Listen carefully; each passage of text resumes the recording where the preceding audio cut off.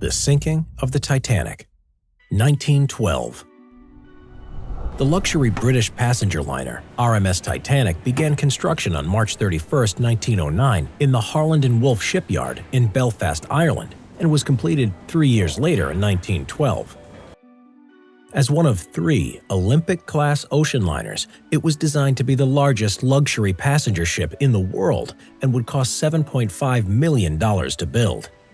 It had a length of 882 feet 9 inches, or 269.1 meters, a height of 175 feet, or 53.3 meters, and a width of 92 feet 6 inches, or 28 meters, and it weighed 46,328 tons.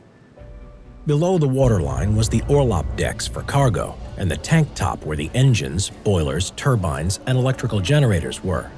At the very top was the boat deck, where the bridge and wheelhouse were, as well as the lifeboats. In between were the decks for passengers with first, second, and third-class cabins. The level of luxury was so high that second class was comparable to first class on any other ship. The 2,240 passengers would be from all walks of life, from millionaires and celebrities to poor immigrants looking for a better life in America. The ship would act like a floating hotel, featuring a grand staircase which allowed first-class passengers to move from deck to deck, and had a dome skylight to allow natural light in. The ship also featured a gymnasium, dining saloons, a reading room, a barber shop, a squash court, a Turkish bath, and a swimming pool. The ship carried 20 out of a possible 64 lifeboats. Therefore, there were only enough for half the ship's population. However, this was within legal requirements. Lifeboats were only intended for carrying passengers to rescue ships and not keep the entire ship population afloat. As a result, the company who owned the Titanic, White Star Line, felt complacent enough to keep the number of lifeboats low so the deck wasn't cluttered. Many claimed the Titanic was unsinkable because its hull was divided into 16 watertight compartments. It was said that if up to 4 of these flooded, the ship would still stay buoyant. All of these qualities drew the press to frequently talk about the new passenger liner. Disaster. In the morning of April 10, 1912, passengers began boarding the Titanic in Southampton, England, with large crowds gathering to watch the ship depart. At noon, the Titanic set sail under command of Captain Edward Smith, beginning her maiden voyage. It would stop at Cherbourg, France, and then Queenstown, Ireland, to pick up more passengers, and then begin its journey across the North Atlantic Ocean towards New York City. On April 14, 1912, warnings were coming in of icebergs from other liners, so Captain Smith had plotted a new course and continued to steam at full speed, which was standard practice. As it became dark, the temperatures were dropping to below freezing, and there was no moonlight or waves, making it difficult to see approaching icebergs. At 11:40 p.m. ship's time, the ship's lookout, Frederick Fleet, spotted an iceberg from the crow's nest. He rang the warning bell and telephoned the officers at the ship's bridge, shouting, "Iceberg right ahead!" Fleet had spotted the iceberg with his eyes, as the crow's nest binoculars were locked away. The key's owner, Officer David Blair, had been removed from the Titanic's crew at the last minute and forgot to hand over the key.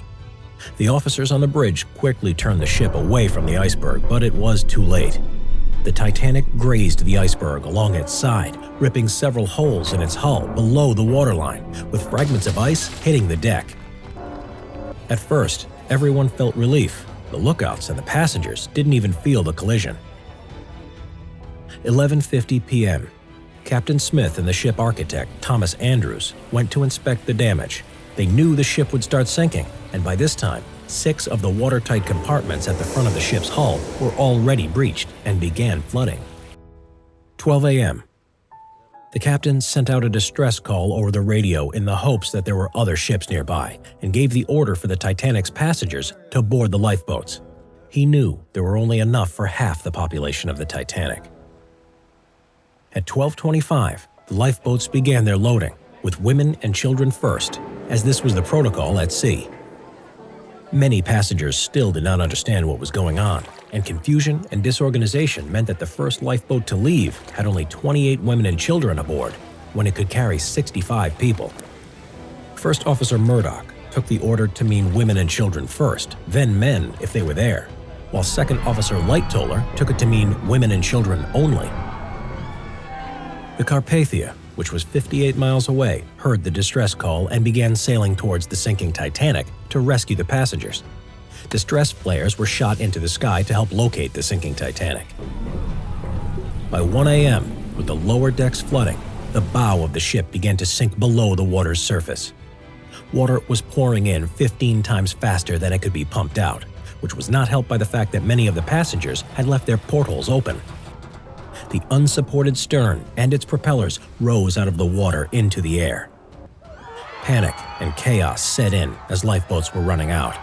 Some people pushed their way to the lifeboats, while others accepted their fate and stayed behind or gave up their spots to more vulnerable passengers.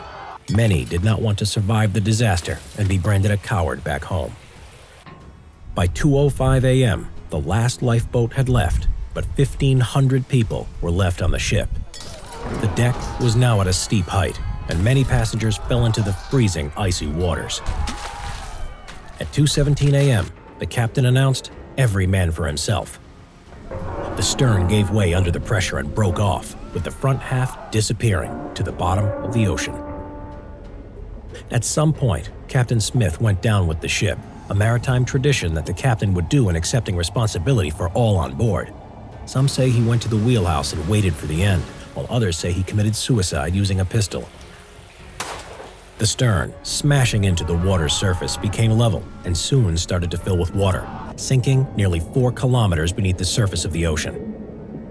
Many died as a result of drowning, but the main cause of death was hypothermia in the freezing waters, which occurred within minutes.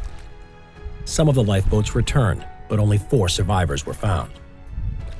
At 3:30 a.m., the distress flares from the Titanic were spotted by the Carpathia. The Carpathia arrived to the scene at 4:10 a.m.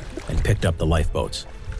Only 705 passengers would survive the disaster, with over 1,500 people losing their lives. Subscribe and click the notification bell for more history videos.